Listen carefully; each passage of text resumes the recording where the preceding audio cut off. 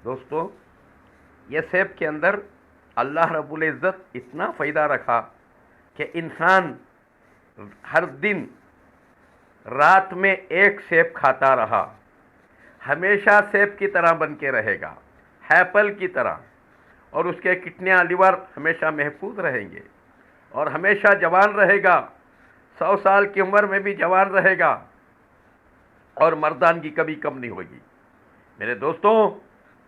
और जिस्म के अंदर जवानी बढ़ती रहेगी, चेहरे के ऊपर खूबसूरती बढ़ती रहेगी।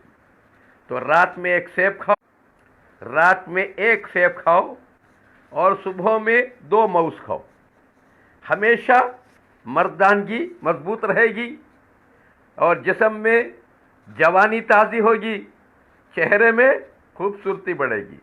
दोस्तों भाइयों, क्योंकि रसूल करीम सल्लल्लाहु अलैहि वसल्लम इरशाद फरमाते हैं, अपने बच्चों के नाम अच्छे रखो, क्योंकि अच्छे नाम अच्छे असरात पैदा होंगे और अच्छी ज़िंदगी मिलेगी।